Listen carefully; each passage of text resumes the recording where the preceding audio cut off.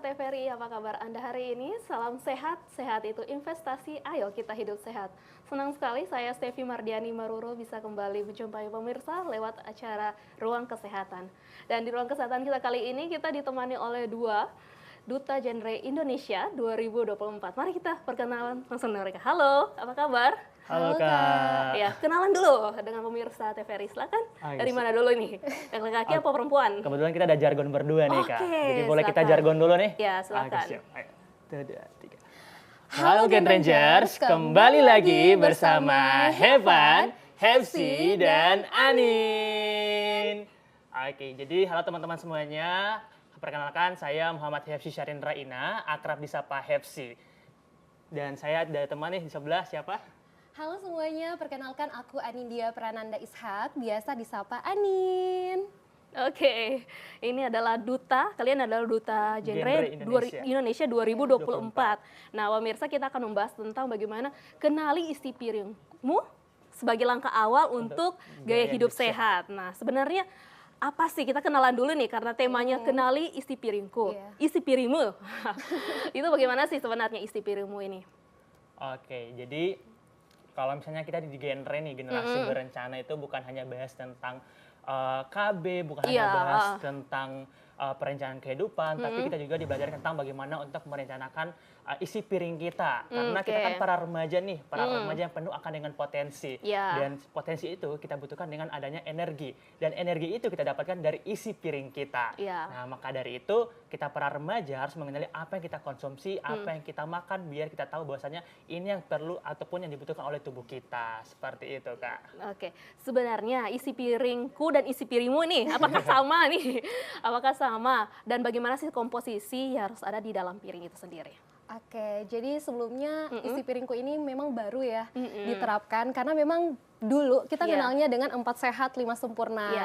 Terus sekarang tuh dari Kementerian Kesehatan udah diubah jadi isi piringku. Nah, isi piringku itu adalah suatu pedoman gizi seimbang yang diterapkan sekarang dan ada perbedaan antara 4 sehat 5 sempurna dan isi piringku, Kak. Kalau 4 sehat 5 sempurna kan lebih ke gimana kelengkapan dari kandungan gizi dalam makanan. Ada karbohidrat, protein, lemak, dan vitamin, mineral dan sebagainya. Nah, kalau isi piringku ini lebih ke proporsi makanannya. Jadi komposisi takaran dari makanan dalam satu kali piring atau dalam satu takaran sajian. Nah, kira-kira bagaimana komposisinya? Kalau isi piringku itu ada namanya makanan pokok, kemudian lauk pauk, sayur-sayuran dan buah-buahan. Misalnya nih, dalam satu piring kayak gini. Nah, makanan pokok itu 30% dari piring tersebut. Jadi 30% makanan pokok, kemudian 20% itu lauk pauk. Kemudian 30% lagi sayur-sayuran dan 20%-nya itu adalah buah-buahan. Jadi 100% dari satu piring itu terbagi dari 4 tadi, makanan pokok, kemudian sayur-sayuran, buah-buahan, dan lauk pauk. Seperti itu. Biasa kan dulu ini ada 4 sehat 5 sempurna. Sempurnanya itu adalah dari susu. Dari susu, nah, di isi piringku ini tidak ada dicantumkan susu. Biasanya orang bilang, aduh Bu, kurang lengkap kalau tanpa minum susu. Bagaimana sih sebenarnya? Oke, jadi tidak hanya proporsi piring yang sudah disebutkan oleh Anin tadi, tapi di isi piringku juga ditambahkan dengan melakukan aktivitas fisik. Kemudian ada minum air putih nih, minimal 8 gelas selama 1 hari. Jadi nggak hanya susu, tapi yang lebih penting adalah air putih. Karena itu merupakan sumber cairan utama untuk tubuh kita. Dan juga kita perlu untuk memantau berat badan kita secara berkala. Untuk mengetahui apakah berat badan kita sudah ideal atau belum. Karena belum tentu berat badan yang kita hadir sekarang ini adalah berat badan ideal. Tentu ada beberapa proporsi berat badan yang mungkin kurang ideal gitu. Jadi untuk menentukan ideal itu namanya IMT. Nah, jadi bagaimana cara kita untuk menghitung IMT ini agar sesuai dengan proporsi ideal dari tubuh kita. Seperti itu, Kak. Ya, bagaimana sih mengukur atau menghitung IMT itu? Tadi kan sudah disampaikan bahwa ada caranya supaya pemirsa di rumah mungkin adik-adik teman-temannya, oh iya bagaimana caranya supaya kita tahu memang proporsi makan kita harus gitu, kita sudah masuk dalam kategori ideal atau gemuk atau bagaimana? Oke, jadi teman-teman sekalian, memang IMT ini adalah salah satu standar pengukuran di mana kita bisa tahu nih status gizi dalam diri kita. Kebanyakan orang kalau mau lihat berat badan, misal yang dulunya dia 45, terus sekarang misal udah ngukur, udah naik 50, aduh kok udah gendut gitu, langsung ya ampun. Sebenarnya untuk mengukur status gizi, kita gemuk, kita kurus itu pakai pengukuran IMT. Nah, gimana cara ngukurnya? Gini nih, sama-sama kita pelajari ya Hefsi di sini. Jadi, teman-teman, cara ngukur IMT itu adalah dengan kalian tahu dulu berat badan kalian berapa, kemudian tinggi badan kalian berapa. Terus nanti berat badan itu dibahagi dengan tinggi badan.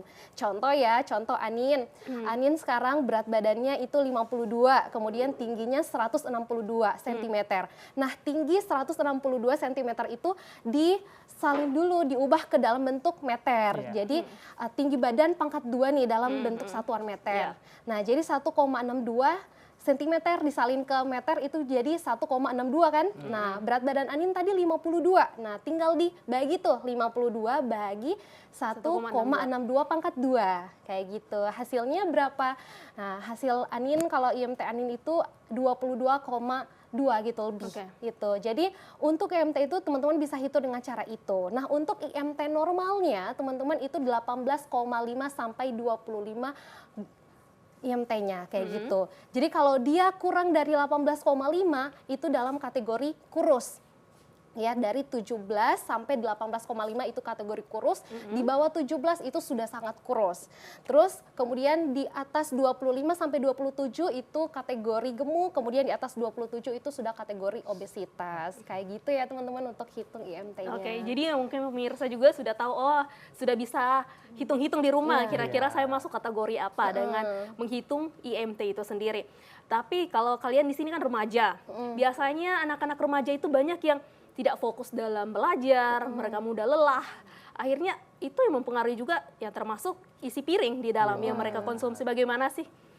Nah, jadi Kak, mungkin sekarang ini remaja itu dekat dengan makanan-makanan yang mungkin yang kurang sehat seperti fast food. Nah, jadi mungkin ini karena mereka lihat ini adalah makanan yang mudah untuk mereka dapatkan seperti gorengan, kemudian snack, kemudian ada beberapa makanan-makanan yang mungkin tidak sesuai dia konsumsi. Contohnya nih banyak sekali anak-anak remaja yang suka konsumsi mie sama nasi, padahal ini sudah sama-sama karbohidrat ditambah lagi karbohidrat. Karena biasanya kita orang Indonesia kalau tidak makan nasi ya belum makan gitu kan. Nah, padahal kan sumber karbohidrat ini bisa kita dapatkan dari mana saja. Contohnya dari jagung, kemudian umbi-umbian. Nah, itu adalah salah satu sumber karbohidrat. Jadi ketika kita makan mie nih ditambah dengan nasi, itu proporsi isi piring itu tidak kita dapatkan. Karena sepenuhnya karbohidrat, sudah 100% karbohidrat. Sehingganya beberapa nutrisi yang diperlukan oleh tubuh kita itu tidak didapatkan. Sehingganya ada beberapa dampak yang terjadi. Contohnya seperti Kak katakan tadi, mudah lelah, sulit untuk fokus. Jadi sehingganya aktivitas yang kita lakukan di seharian gitu mungkin akan terganggu. Nah, maka dari itu kita para remaja ini harus aware nih dengan apa yang kita konsumsi. Nah, jadi mungkin bisa saya sarankan adalah dengan mengonsumsi real food nih. Contohnya kita mengganti makanan-makanan ringan yang kita konsumsi dengan buah potong. Nah, ini kan salah satu hal yang mungkin lebih sehat untuk kita konsumsi. Tidak hanya dapat enaknya saja, tapi kita dapat juga sehatnya, vitaminnya kita bisa dapatkan. Jadi kita pun para remaja mungkin bisa ya untuk konsumsi makanan-makanan ringan, tapi harus kita ingat bahwasanya ada beberapa pedoman yang harus kita lakukan. Jadi contohnya adalah cek klik. Nah, cek klik ini ada apa saja? Mungkin yang pertama adalah kemasan. Nah, jadi ketika kita ingin membeli sebuah makanan ringan ataupun sebuah makanan, kita harus cek dulu kemasannya.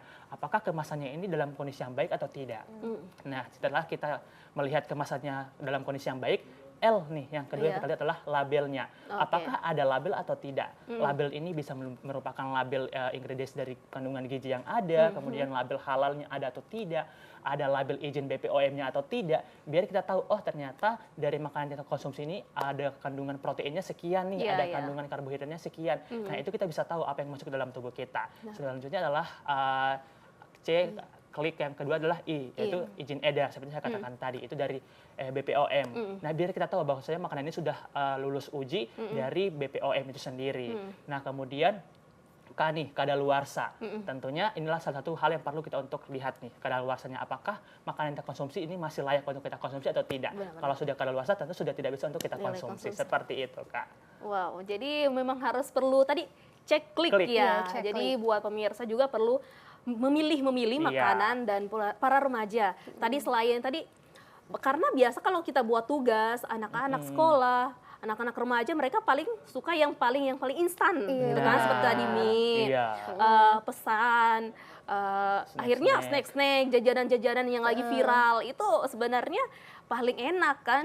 Kalau remaja kan pengen tahu, kita semua harus coba semua. Sebenarnya harus boleh kan berarti, tetapi harus ada dalam komposisi yang tepat. Takaran yang cukup Takaran gitu. cukup. Nah, selain dari makanan, apa yang lagi yang perlu dikonsumsi anak remaja supaya tetap mereka dalam keadaan sehat, tidak letih, lesu seperti itu?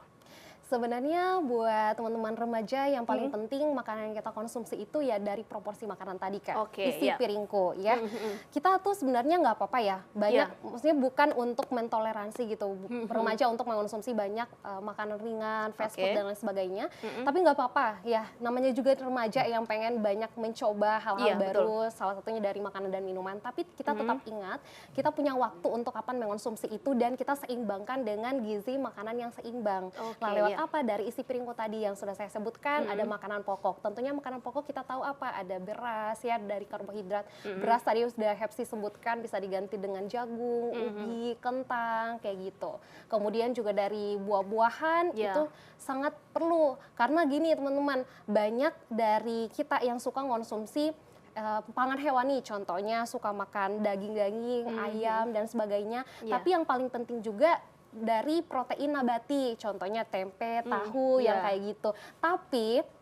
Tapi menurut penelitian bahwa untuk makanan protein nabati ini itu akan diserap oleh tubuh zat besinya itu hanya sekitar 1-10%. Makanya gimana cara bisa diserap oleh tubuh dengan baik, yaitu lewat dengan sayur-sayuran yang kita makan atau buah-buahan yang kita makan. Karena kenapa? Buah-buahan dan sayur-sayuran itu mengandung banyak vitamin C dan vitamin C itu akan membantu penyerapan zat besi di dalam tubuh kita. Kayak gitu. Dan ini menarik sekali karena tadi disebutkan bahwa Anin bilang bahwa sayur-sayuran dan buah-buahan. Banyak dari kita, remaja-remaja bahkan orang dewasa pun yang sulit yang namanya makan sayur sama buahan. Nah, ini apakah dengan berarti saya tidak konsumsi buah dan sayur, berarti asupan protein mineral dalam tubuh saya itu tidak tercukupi seperti itu. Apa bisa dapat dari lain? Karena banyak orang yang susah-susah gampang. Anak kecil saja sekarang milih-milih makanan kan. Tidak mau makan buah, dia tidak mau makan sayur. Akhirnya hanya ya makanan-makanan yang ikan saja, daging saja. Ikan pun pilih-pilih kan. Bagaimana itu? Jadi teman-teman semua, dalam satu makanan itu tidak mengandung semua kandungan gizi. Gitu. Jadi contoh ikan itu hanya mengandung protein aja, kemudian lemak kayak gitu. Nggak ada sumber yang pertama sumber mineral, vitamin. Nah itu paling banyak didapatkan dari apa? Vitamin mineral dari buah-buahan, kemudian dari sayuran. Begitu juga sayuran. Sayuran itu paling banyak mengandung serat, kemudian vitamin, mineral. Kalau untuk yang mengandung lemak, ya kecuali kalau misalnya dimasak pakai minyak kan itu berlemak Kemudian tapi aslinya emang dari sayur-sayuran itu nggak ada mengandung lemak, kemudian nggak ada mengandung protein juga. Jadi kenapa sampai kita harus melengkapi gizi seimbang di dalam tubuh? Karena gizi seimbang itu didapatkan dari aneka ragam makanan yang kita konsumsi. Harus mengonsumsi semua jenis makanan. Jadi harus lebih membiasakan untuk mengkonsumsi meskipun tidak suka ya dicoba saja dulu ya, perlahan-lahan. Tapi supaya semua asupan itu tercukupi buat tubuh kita. Apalagi masa tumbuh kalian, remaja yang masih memang aktivitas yang luar biasa, pasti harus ada tetap asupan itu. Nah tadi kan asupan, dan bagaimana sih dampaknya tadi jika tidak mengkonsumsi sesuai dengan asupan atau yang di nutrisi kalori yang kita butuhkan. Oke, baik. Nah nih Kak, tadi seperti yang Anin katakan tadi, dari sayur-sayuran kita bisa mendapatkan namanya zat besi. Ternyata zat besi ini adalah salah satu kandungan gizi yang diperlukan oleh para remaja. Kenapa? Ketika remaja itu kekurangan zat besi, remaja rentan untuk mengalami anemia. Nah, anemia ini merupakan salah satu penyakit yang sangat dekat dengan para remaja, khususnya remaja perempuan. Kenapa? Karena anemia inilah salah satu penyakit yang dimana kekurangan sel darah merah. Nah, sel darah merah ini kita dapatkan dari zat besi. Zat besi kita dapatkan dari sayur-sayuran, daging-daging merah. Itu salah satu makanan yang bisa menghasilkan zat besi. Nah, ketika anemia ini terjadi pada remaja, apalagi remaja putri, itu dapat menghasilkan beberapa resiko seperti mungkin 5L, lemah, letih, lesu, lalai, lunglai. Kemudian bisa meresiko untuk melahirkan anak stunting. Nah, jadi ini mungkin dari kandungan gizi yang kita makan ini itu sangat berdampak besar pada yang nantinya akan kita lewati, seperti mungkin perencanaan kehidupan kita nanti berkeluarga. Jadi mungkin sejak remaja ini kita harus benar-benar untuk aware, harus benar-benar untuk peduli dengan apa yang kita konsumsi, dengan apa yang kita makan untuk merencanakan kehidupan ke depan nanti seperti apa. Dari isi piringmu maka akan bisa melahirkan seperti apa masa depanmu. Jadi dengan melihat apa isi piring yang kita konsumsi tiap hari bisa melihat gaya hidup kedepannya bagaimana sih kita hidup.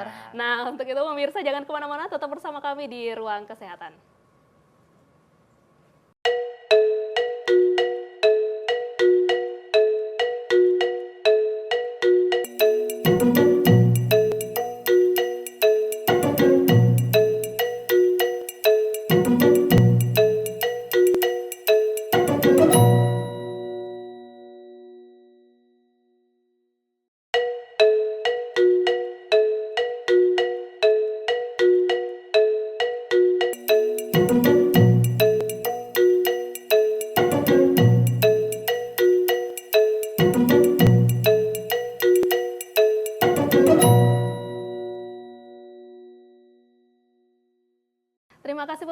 masih bersama kami di Ruang Kesehatan. Nah, tadi kita sudah kenalan dengan isi piringku dan isi piringmu nih.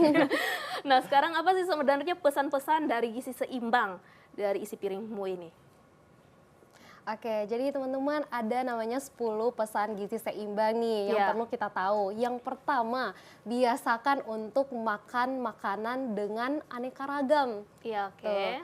Jadi seperti aku sebutkan tadi tuh ada lengkap karbohidrat, protein, lemak, vitamin, mineral, serat seperti itu.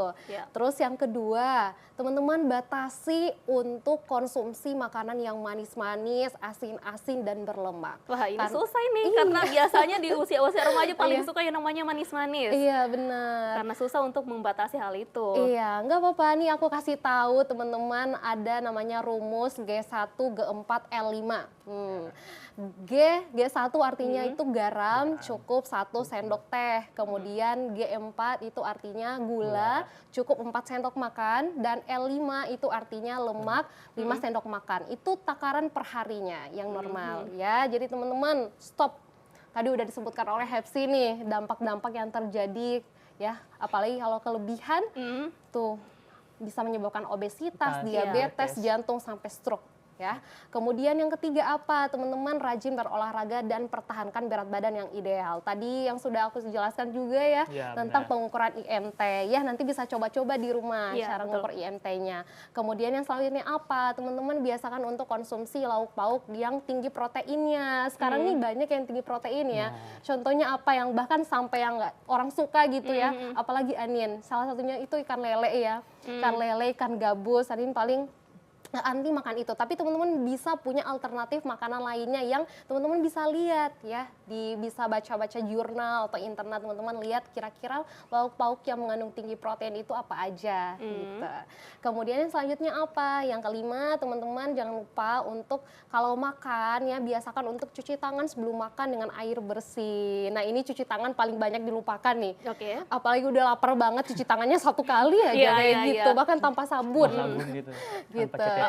Nah, teman-teman bisa biasakan untuk cuci tangan itu dengan metode 6 langkah ya teman-teman. Kayak gitu.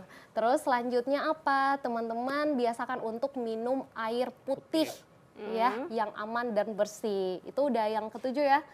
Yang ketujuh, teman-teman biasakan ya minum air putih minimalnya berapa Hepsi seharinya? 8 gelas satu hari. 8 gelas sehari ya. Kemudian selanjutnya apa? Teman-teman rajin untuk makan sayuran dan buah-buahan ya, itu yang ke-8.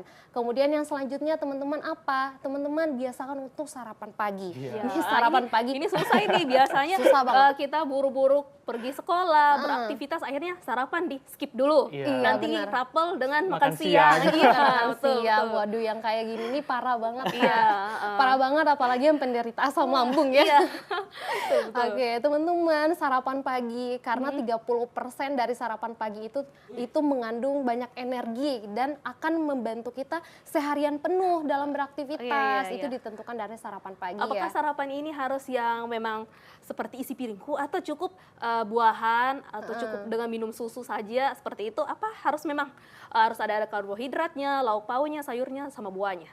Ya, nggak apa-apa teman-teman, sarapan pagi itu teman-teman bisa makan yang ringan-ringan dulu, kayak gitu. Nanti sebenarnya bakal panjang pembahasannya. Sebenarnya tuh kita punya cara-cara gimana makan pagi, makan siang, dan misalnya itu semuanya. Teman-teman nggak apa-apa makan paginya itu, teman-teman bisa makan yang ringan-ringan dulu, tetapi tetap bernutrisi, kayak gitu. Jangan pagi-pagi langsung minum minuman yang bersoda, yang kayak itu kita yang nggak bisa gitu. Nah, terus selanjutnya apa teman-teman? Usahakan teman-teman kalau misal mau beli makanan-makanan kemasan untuk cek label makanan, cek klik yang sudah Hepsi jelaskan tadi, cek klik apa aja, itu ada cek kemasannya, kemudian cek label makanan, cek izin edar, dan kadaluarsa itu sangat perlu, kayak gitu. Terus yang terakhir apa? Syukuri dan nikmati makanan yang kalian miliki, gitu. Cara mensyukurinya apa? Makan makanan yang ada, kayak gitu. Nah, ini mensyukuri dengan makan makanan yang ada. Pasti, Kak, di rumah hanya makan ikan garam sama nasi, belum ada sayurnya. Ya,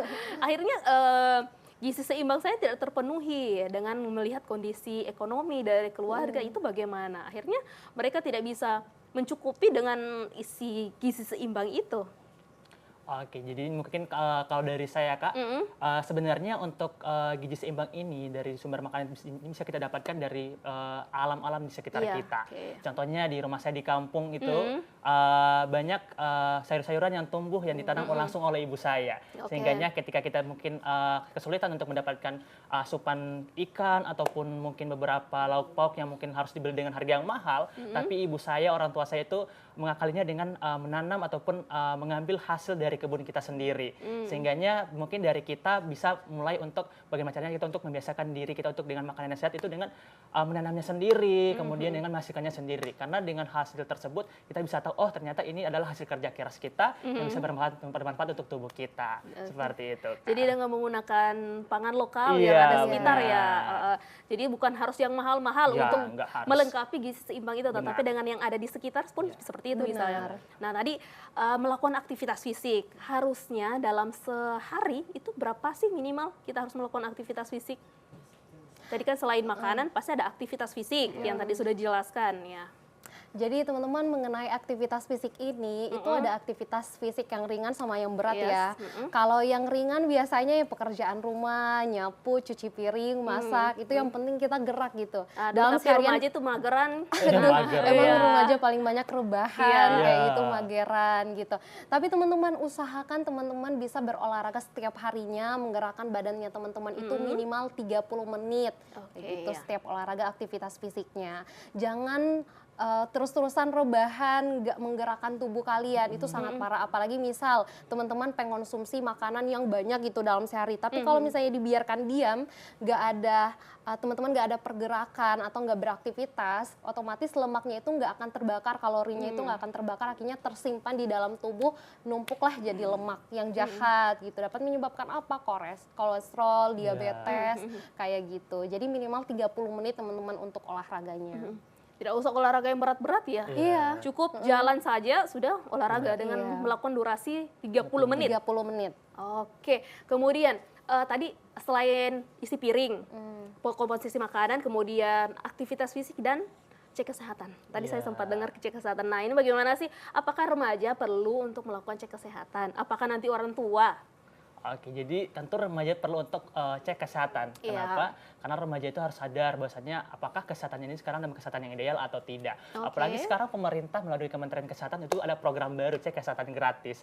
Jadi mungkin sekarang nih para remaja itu harus melek terhadap program-program pemerintah, program-program dari kementerian yang sudah disebarluaskan kepada masyarakat untuk dimanfaatkan sebaik-baiknya.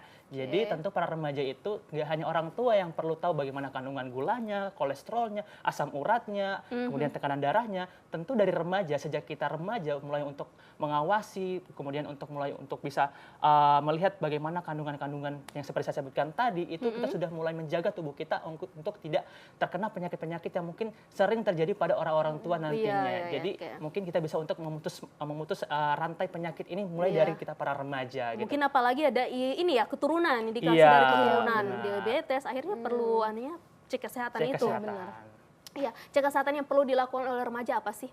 Nah, jadi untuk kan tidak mungkin selengkap seperti orang lansia atau orang tua kan yang harus di EKG, di USG, cek apa, asam urat dan sebagainya. Apakah remaja ada lebih simpelnya pemeriksaan kesehatan? Oke, mungkin kalau untuk remaja itu ada lebih simpelnya nih Kak, beda mungkin dengan orang tua. Jadi untuk teman-teman remaja, itu sekarang kita kenalnya itu bukan hanya terkait posyandu untuk bayi ataupun balita, tapi ada namanya posrem nih, posyandu remaja. Nah, posrem ini mungkin sering dilakukan oleh penyuluh lapangan keluarga berencana atau PLKB yang ada di lingkungan di masing-masing kecamatan.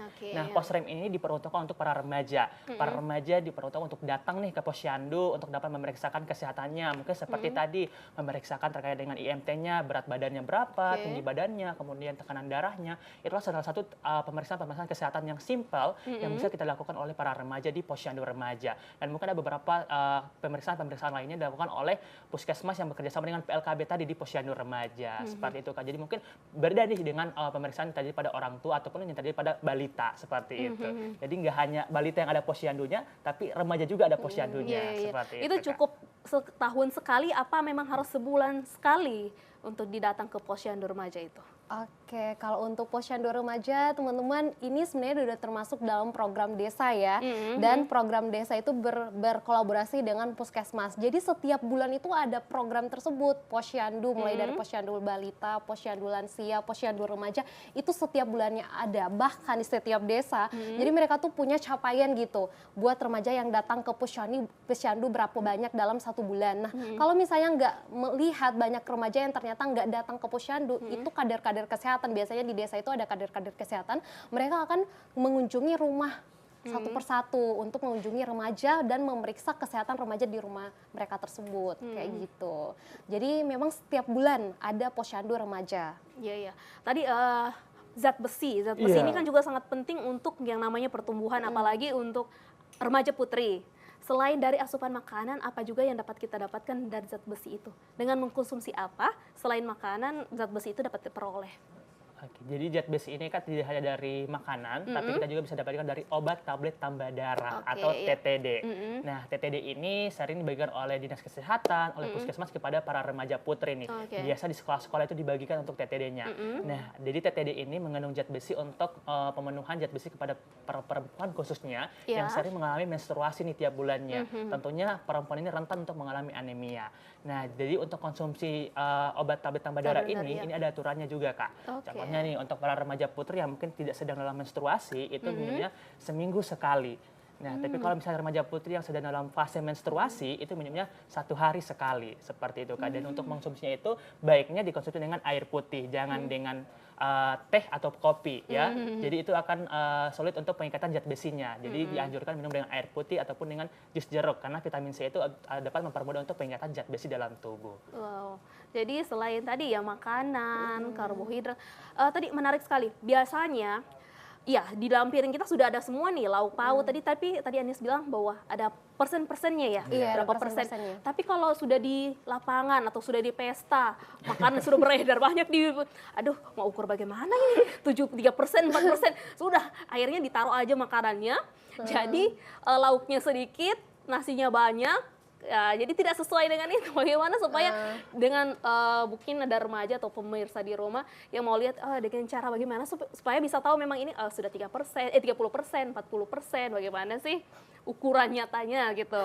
Oke, teman-teman. Jangan sampai lebih banyak nasi, lebih banyak sayurnya dibandingkan yang lain gitu kan. Jadi tidak tercukupi gitu. Oke, jadi teman-teman ini tuh kita sebenarnya udah dikasih permudah ya. Dari kita nggak lagi ngitung berapa persennya, tapi lewat piring. Dari piring itu jadi bisa kita bagi tuh. Nah, ini masing-masing piring biasanya berbeda ya. Kan ukuran piring ada yang kecil, ada yang besar. Ukuran piring bagaimana ini? Jadi teman-teman ukuran piring yang kita gunakan. Ya, ukuran piring yang kita gunakan pada saat itu teman-teman bisa lihat misal piringnya bulat gini ya, piringnya bulat atau terserah lah piringnya mau yang bentuk segi 4 panjang. Nah, teman-teman itu bisa ukur dengan lihat dari 100%.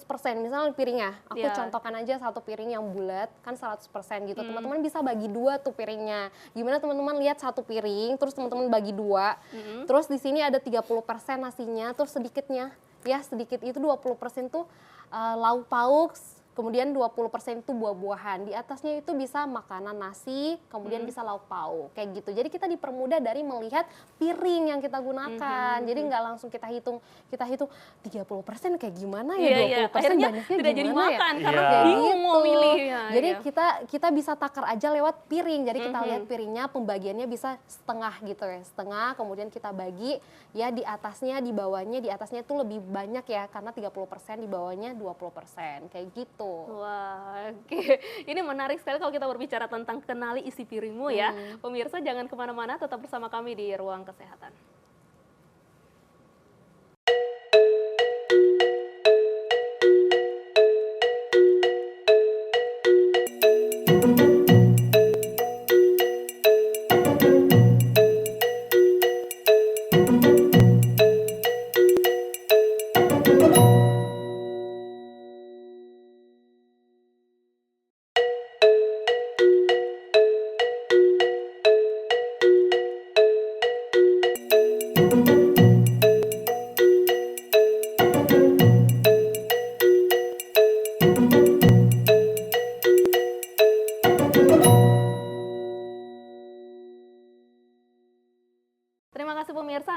bersama kami di Ruang Kesehatan. Nah, tadi berarti sudah bisa diperkirakan saja ya dari bentuk piring, dibagi dua, kemudian dilihatlah. Jangan begitu banyak karbohidrat, akhirnya yang lain sudah menutupi seluruh piring gitu kan.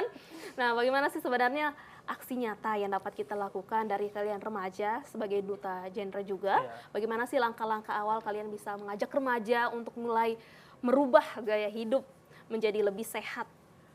Oke, Kak. Kalau dari saya sendiri di tahun 2024 kemarin saya punya advokasi, yakni checklist bekalku. Ini merupakan program kerja yang saya lakukan untuk saya bawa nama Gorontalo menuju tingkat nasional. Nah, di checklist bekalku ini kita dibajarkan untuk para remaja khususnya di sekolah untuk bagaimana caranya memenuhi kebutuhan gizi seimbangnya dimulai dari bekalnya. Mungkin kalau sekarang kita kenalnya dengan makanan bergizi gratis MBG programnya Pak Prabowo, Pak Presiden kita. Kalau misalnya kemarin saya itu programnya checklist bekalku. Jadi kalau misalnya Pak Prabowo menyediakan makanannya langsung, kalau dari program saya itu para remaja diajak untuk bagaimana caranya menyiapkan bekal dari rumah yang mereka siapkan dengan para orang tuanya untuk bagaimana caranya bekal ini sesuai dengan pedoman isi piringku. Jadi nggak hanya di piring saja, tapi juga di tempat bekal nih sesuai dengan pedoman gizi seimbang. Seperti tadi ada kandungan gizinya, kemudian dari protein, kemudian sayur-sayuran, karbohidrat dan juga buah-buahan. Nah, dari isi bekal ini mereka para remaja itu dibelajarkan untuk makanan-makanan yang bergizi, kemudian menjaga kehidupan pola hidup bersih dan sehat dengan tidak jajan sembarangan. Nah, tentunya ini sangat dekat dengan para remaja, apalagi jajan-jajan di sekolah ya. Mungkin kita belum tentu tahu apakah jajanan ini sehat atau tidak. Sehingga ketika kita mulai dari bekal kita bawa dari rumah, itu kita sudah aman, sudah kita pasti tahu terkait dengan kandungan apa yang kita makan. Dan orang tua di rumah pun tidak perlu cemas nih dengan apa yang anak-anaknya makan di sekolah. Tentunya dengan hal tersebut ada salah satu hubungan erat dari orang tua dan anak yang sama-sama, jadi anak saya sudah konsumsi makanan yang seimbang yang sudah saya penuhi dari bekalnya, dan anaknya sudah ternyata ada bekal yang sudah disiapkan oleh orang tua, oleh ayah ataupun ibu yang bisa saya konsumsi di sekolah. Jadi tentu ini adalah salah satu program kerja yang saya lakukan kemarin menyasar di teman-teman PIKR di Pusat Informasi dan Konseling Remaja yang ada di sekolah-sekolah yang ada di Provinsi Gorontalo, mulai dari Pohuwato, mulai Bolango, Gorut, Bualemo, Kabur sampai di Kota Gorontalo. Seperti itu, Kak. Nah, tapi kan biasanya ini ketertarikan atau godaan dari teman-teman sebaya, akhirnya kita coba beli jajanan itu, lagi viral, kayaknya enak. Akhirnya termotivasi kita untuk membeli anak-anak atau remaja, kan? Iya, benar, Kak. Nah, jadi mungkin dari bekal tersebut memang kita tidak bisa untuk merubah setiap orang itu dalam sekali tindakan. Tentu ada beberapa proses yang harus kita lewati. Dari proses checklist bekalku tersebut, mereka bisa tahu dan tidak sepenuhnya bahwasannya bekal yang mereka bawa pertama kali itu sudah sesuai dengan checklist bekalku. Tentunya ada beberapa proporsi yang mungkin tidak sesuai. Sehingganya dari proporsi yang tidak sesuai tersebut mereka belajar, ternyata di bekalku mungkin kurang sayuran nih. Mungkin besok setelah pulang di rumah aku bisa bilang ke ibu, ibu ternyata dari bekal masih kurang sayuran. Nah, jadi mungkin bisa dipenuhi di esok harinya. Nah, jadi dari bekal yang dibawa dari satu hari kemudian besoknya ini bisa memancing para teman-teman sebayanya untuk dia bawa bekal nih dari rumah. Jadi mungkin mereka bisa buat satu komunitas di sekolah untuk komunitas bawa bekal dari rumah. Sehingga dari satu orang itu bisa menjadi 2 orang, 3 orang, 4 orang dan mungkin bisa jadi sekelas nih. Jadi tidak harus kita sekaligus semuanya, tidak, tapi dimulai dari satu orang yang bergerak untuk bisa berdampak, itu akan memiliki dampak yang besar untuk teman-teman di sekitarnya. Seperti itu, Kak. Jadi seperti efek domino ya, memberikan dampak satu sehingga yang lainnya mau ngikut gitu. Nah, dari Yandin bagaimana? Nah, itu kita di Forum Genre Indonesia Gorontalo kan kita dibawa naungan dari BKKBN, Badan Kependudukan dan Keluarga Berencana Nasional, sekarang sudah diubah jadi Kementerian, Kemenduk Bangga. Nah, itu tuh ada satu program gitu, BKKBN meluncurkan satu modul namanya modul edukasi dan aksi remaja untuk gizi dan pencegahan anemia. Kita di Forum Genre itu kita tugasnya untuk apa? Untuk membantu remaja lainnya dalam mendapatkan ilmu dan juga edukasi dari modul tersebut. Sebenarnya bukan cuma modul tersebut, tapi juga banyak modul di genre gitu. Tapi untuk khusus gizi dan juga anemia ini ada modul gizi dan anemia yang sudah saya sebutkan tadi kayak gitu. Dan itu juga Anin masukkan ke dalam program kerja Anin. Dulu waktu Anin menjabat jadi duta, program kerjanya itu ada aksi Pekan Aja.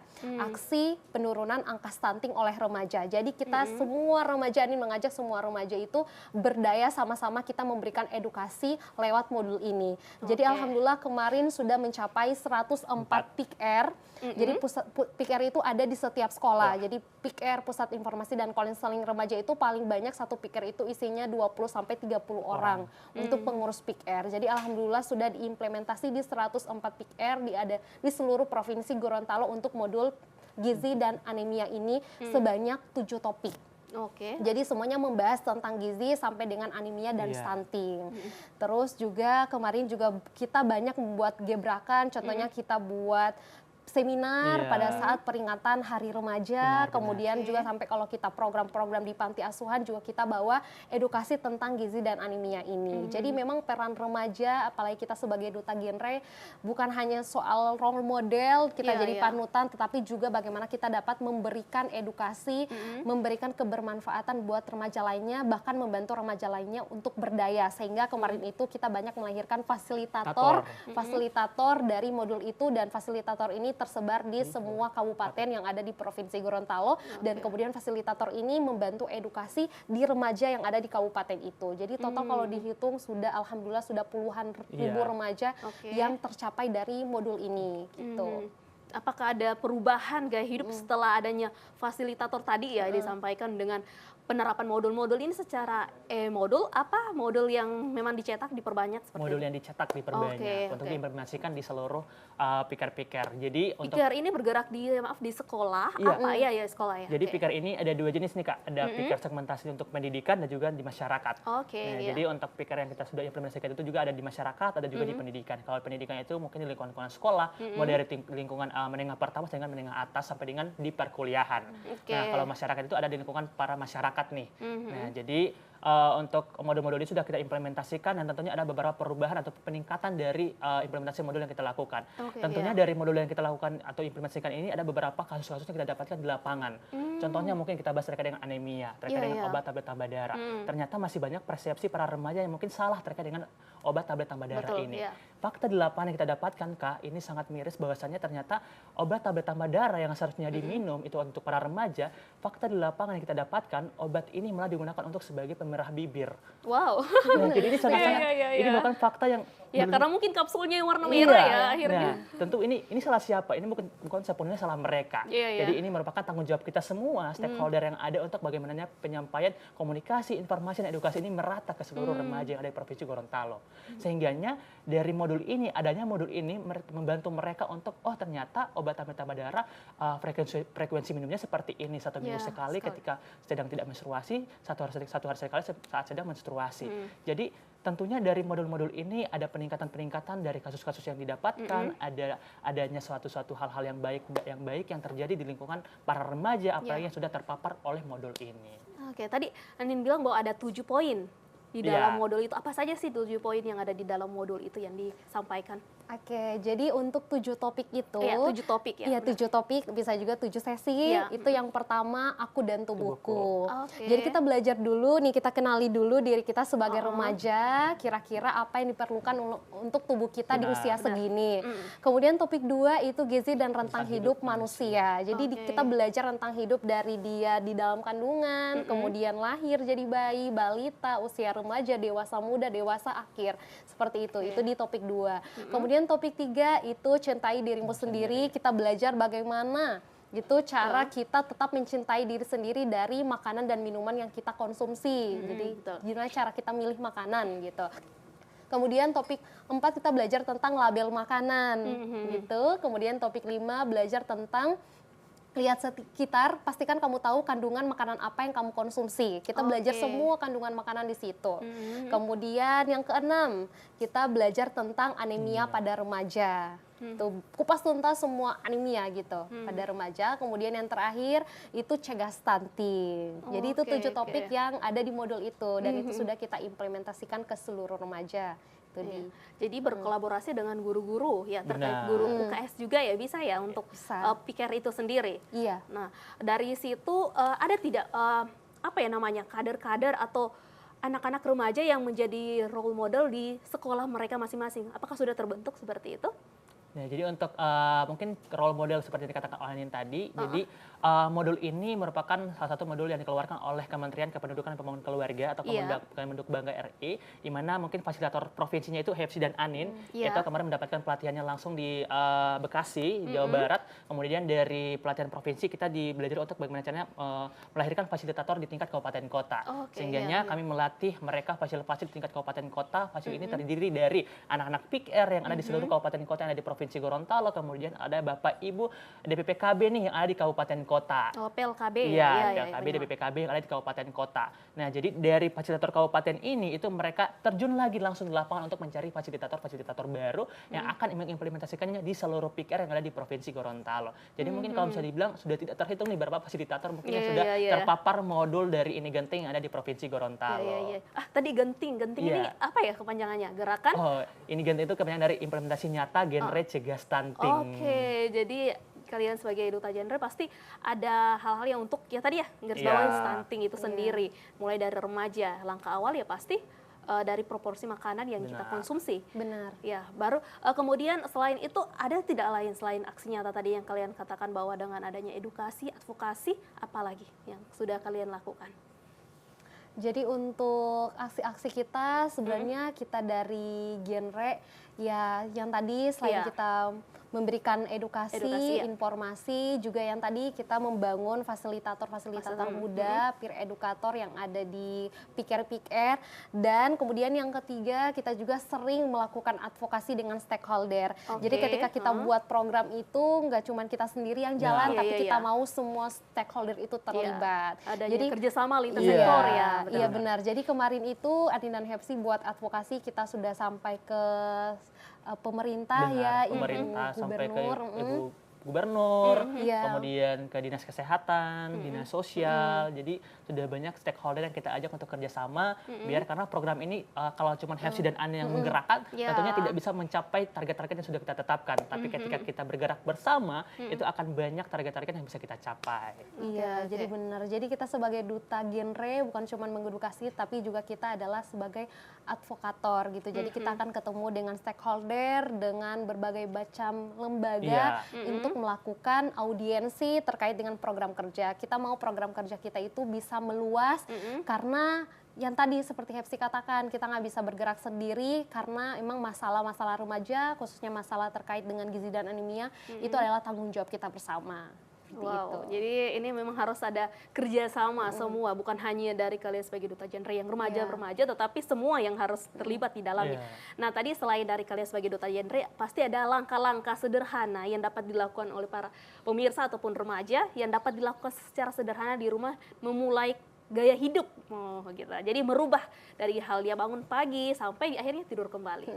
Apa aja nih? Seperti kayak kita lihat di slide ini, kayaknya sarapan sebelum sekolah. Dan bagaimana? Coba jelaskan dulu dong buat pemirsa di rumah. Oke, mungkin Anin dulu ya, karena gini nih, setiap orang pasti punya caranya masing-masing ya, punya cara masing-masing. Walaupun nanti di sini Anin dan Hepsi berusaha untuk mengedukasi para remaja tentang gimana nih cara kalian dari pagi sampai malam ya, kayak a day in my life kayak gitu. Tapi setiap orang itu punya cara masing-masing ya, gimana mereka bangun pagi, aktivitas mereka itu punya cara masing-masing. Mungkin Anin hanya mau berbagi bagaimana kehidupan Anin ya, mungkin ini insya Allah bisa jadi motivasi untuk kita semua. Jadi bangun pagi, Anin itu membiasakan bangun subuh, kemudian sholat, minum air hangat. Itu alhamdulillah tiap pagi sering dilakukan air hangat. Kemudian sebelum berangkat ke kampus itu sarapan pagi. Anin harus sarapan pagi gitu. Sarapannya biasanya bubur, kemudian telur, kemudian dengan sayuran gitu. Biasanya pagi-pagi itu udah masak gitu ya. Walaupun orang tua kita, kalau Anin pribadi kan di rumah itu sibuk gitu. Jadi ya dari diri sendiri nih yang mau terdorong pengen sarapan pagi, gimana caranya Anin bisa buat makanan itu sendiri kayak gitu. Habis sarapan pagi ke sekolah. Nah di sekolah tuh biasanya di sekolah atau di kampus dikasih uang jajannya, berusaha mungkin untuk menghindari makanan-makanan jajanan yang ada di jalan-jalan saya di kampus. Nah kita lebih baik membawa bekal. Biasanya Anin kalau misal nggak sibuk itu kan nggak ada tugas-tugas kuliah gitu, Anin lebih makan itu buat dari rumah gitu supaya lebih tertakar, terukur dan lebih sehat gitu. Begitu juga air, biasanya Anin bawa air di botol dibandingkan dengan beli air minuman, itu kan lebih banyak mengeluarkan juga kemasan-kemasan ya kan, gitu. Kemudian juga sampai beraktivitas jangan lupa untuk selalu minum air gitu karena kita harus mencukupi 8 gelas sehari kayak gitu. Kemudian jangan lupa untuk itu setiap mau makan itu Anin biasakan untuk cuci tangan 6 langkah kayak gitu. Jadi dari hal-hal kecil itu alhamdulillah sampai sekarang konsisten untuk Anin lakukan dan teman-teman insya Allah bisa sama-sama termotivasi untuk langkah-langkah kecil yang teman-teman lakukan sekarang itu akan berdampak besar buat masa depannya teman-teman. Oke, baik. Nanti kita lanjut lagi buat Hepsi. Pemirsa jangan kemana-mana, tetap bersama kami di Ruang Kesehatan.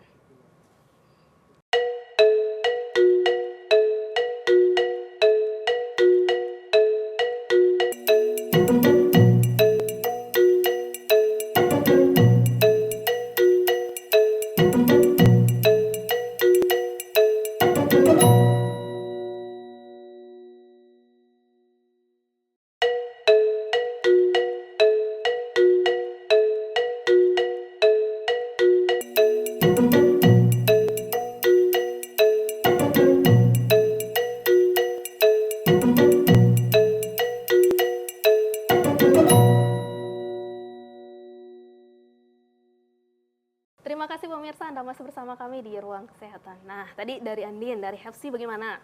Oke, jadi mungkin dari Anda sudah lengkap banget nih mungkin in my life-nya. Mungkin kalau dari saya sendiri mungkin ingin menambahkan nih sedikit untuk teman-teman remaja, untuk teman-teman semuanya yang menonton, bahwasannya salah satu langkah kecil yang bisa kita lakukan adalah dengan membekali diri kita dengan pengetahuan yang kita dapatkan dari berbagai macam sumber. Karena kita tahu bersama bahwa sekarang ini di era digital itu segala informasi kita dapatkan di mana saja. Betul. Mulai di internet, mau di AI, dimanapun kita bisa dapatkan gitu. Sehingganya jangan malu ataupun jangan menutup diri dengan teknologi yang ada. Jangan malu untuk scroll ataupun update terkait informasi dengan gizi seimbang. Jadi jangan cuma scroll TikTok terkait dengan tren-tren yang ada, FOMO-FOMOan dengan velocity dan lain sebagainya. Tapi teman-teman harus bekali diri teman-teman dengan segala bentuk edukasi, informasi dan komunikasi yang baik gitu. Karena tentu AI sekarang itu harus menjadi teman kita, bukan menjadi lawan kita. Jadi dengan dibekali ilmu seperti pengetahuan terkait dengan pedoman gizi seimbang, 10 pesan gizi seimbang, itu merupakan salah satu langkah kecil yang kita lakukan untuk kita terapkan dalam hidup kita. Seperti itu, Kak. Tapi dengan adanya juga media sosial, informasi yang dengan mudah kita peroleh, kita juga harus pintar-pintar dalam memilih informasi. Supaya memang ini kayaknya benar-benar sesuai ataupun yang benar. Ada juga yang benar dibenar-benarkan gitu, yang tidak benar gitu kan. Bagaimana itu kalian sebagai remaja supaya akhirnya informasi yang didapatkan benar-benar dan betul itu, bukan hanya sebagai hoax saja. Oke, mungkin kalau dari Hepsi sendiri, saya sering menerapkan namanya saring dulu sebelum sharing.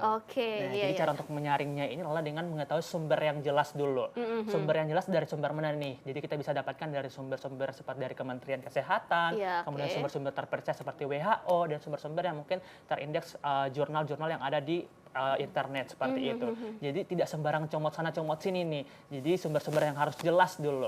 Nah mungkin para remaja sekarang ini ya seperti Kak katakan tadi itu mungkin mereka melihat segala bentuk berita ataupun segala bentuk hal-hal di internet. Ketika mereka melihat itu mereka sering namanya melakukan self diagnose nih. Mungkin wah kayaknya aku sesuai nih dengan kriteria hal-hal seperti ini. Wah kayaknya aku sesuai nih dengan kriteria seperti ini. Kayaknya aku ini deh kena ini deh. Jadi kayaknya self diagnose ini merupakan salah satu hal yang dekat dengan para remaja. Nah teman-teman remaja self diagnosis itu tidak boleh ya. Jadi teman-teman jangan sampai melakukan diagnosis dengan diri sendiri hanya bermodalkan internet saja. Tentunya harus ada pendampingan dari tenaga ahli, mulai dari tenaga kesehatan ataupun dari tenaga-tenaga psikologi jika itu berhubungan dengan mental teman-teman. Jadi seperti itu nih. Jadi harus dari sumber yang jelas, harus dilihat dari hasil yang mungkin yang jelas juga, kemudian beritanya yang jelas dan jangan self diagnose. Seperti itu, Kak. Wah, jadi juga ini terkait isi piringmu dan gaya hidup merupakan langkah awal kan tentunya. Seperti tadi kayak jangan sampai kita ikut FOMO, akhirnya kita biasa nongkrong yang harusnya ngopi-ngopi dengan kadar gula yang berlebih, yang harus tidak sesuai dengan takarannya, itu bagaimana? Jadi kalian harus remaja juga harus pintar ya, tetap bisa nongkrong tapi sehat itu bagaimana? Siapa yang mau jawab nih, Hepsi apa Anin? Jadi nongkrong ini, tetap nongkrong, tetap ngumpul, tetapi dalam sehat. Bisa ngopi tapi sehat gimana? Karena banyak remaja kan pasti, aduh saya pengen nongkrong, pengen ngopi tapi takut berlebih kayak kadar konsumsi gula yang berlebih. Kan gula saja bukan hanya dari kita minum kopi, tetapi dari makanan juga kan, dari karbohidrat kan sudah ada gula di dalamnya. kadar gula gimana? Iya, udah teman-teman nih paling banyak ya remaja yang kalau nongkrong sama teman-teman suka kebelabasan gitu, lihat list dari menu makanannya, aduh enak semua nih, minumannya juga enak semua. Akhirnya pengen coba semua. Iya, jadi teman-teman kalau misalnya teman-teman mau misal minum kopi, paling banyak kan remaja suka kopi gitu kan, teman-teman cukup segelas gitu. Jangan dan itu berusaha nih terapkan gitu, dan sudah terapkan ketika mau pergi ke rumah makan misalnya atau di kafe, cukup pesannya 1 gelas aja, misal kopi atau susu gitu, jangan nambah lagi, dan usahakan ada air putih kayak gitu. Terus juga sekarang ada aplikasi, namanya aplikasi Health Heroes Nutrition, kemudian juga ada website Fact Secret, jadi teman-teman bisa cek di situ untuk cek di situ kandungan gizi dalam makanannya. Contohnya segelas, bisa teman-teman tuliskan di misalnya di website Fact Secret, segelas kopi itu isinya berapa. Bakal muncul tuh jumlah kalorinya, protein, karbohidrat dan sebagainya gitu. Jadi teman-teman semuanya ini sudah diberi kemudahan ya buat teman-teman, tinggal kesadaran kita sendiri bagaimana supaya kita tetap hidup sehat gitu dari semua aktivitas ataupun makanan dan minuman yang kita konsumsi. Oke, ini kalau berbicara tentang isi piringku dan isi piringmu ini ya, ini agak-agak beda-beda tipis. Sesuai umur, kadang-kadang semakin tua akhirnya proporsi makan juga dengan sendirinya akan mulai berkurang dibandingkan dengan kalian yang masih remaja, pasti dengan makanan yang begitu banyak dan aktivitas yang banyak. Mungkin ada pesan-pesan buat pemirsa dan teman-teman remaja di rumah, silakan. Oke, mungkin kalau dari saya terlebih dahulu, silakan. untuk teman-teman remaja, kebutuhan ataupun pilihan makanan itu ada pada diri sendiri. Itu ada pada diri kalian. Orang lain mungkin hanya akan membantu kalian untuk memilih makanan apa yang akan kalian konsumsi. Tapi pilihan dan mungkin ketentuan teman-teman dapatkan itu dari diri sendiri. Jadi mulai dari sekarang, cintai dirimu sendiri dengan mengetahui apa yang kamu konsumsi. Cintai diri sendiri itu tidak hanya dengan melakukan self-love, tidak hanya dengan melakukan butterfly hug, tapi dengan menentukan apa yang kita konsumsi, dengan menentukan apa yang kita makan, dengan menentukan apa yang bisa kita dapatkan dari piring yang kita konsumsi, itu merupakan salah satu cara untuk mencintai diri sendiri. Dari piring yang kau konsumsi hari ini, itu bisa berdampak besar untuk masa depanmu nanti. Oke, dari Andi? Teman-teman, ada sebuah terminologi yang menyatakan you are what you eat. Jadi kita itu terbentuk dari makanan dan minuman yang kita konsumsi. Oleh karena itu kita punya hak penuh untuk menentukan nutrisi apa saja yang dibutuhkan oleh tubuh kita. Teman-teman, pilihlah hidup yang sehat untuk masa depan yang berkualitas. Oke, jadi lebih pintar memilih. Setiap gaya hidup kita menentukan, setiap makanan yang kita konsumsi menentukan gaya hidup kita ke depannya. Terima kasih banyak buat Hafiz dan Nandin. Sukses selalu ya buat dalam perjalanan sekalian sebagai Duta Genre Indonesia. Amin, amin. Ya, pemirsa, terima kasih banyak Anda sudah bersama kami dan tidak terasa kita sudah di akhir acara. Saya Stevi Mardiani Maruru dan seluruh kerabat kerja yang bertugas mengucapkan terima kasih atas perhatian Anda. Salam sehat, sehat itu investasi. Ayo kita hidup sehat.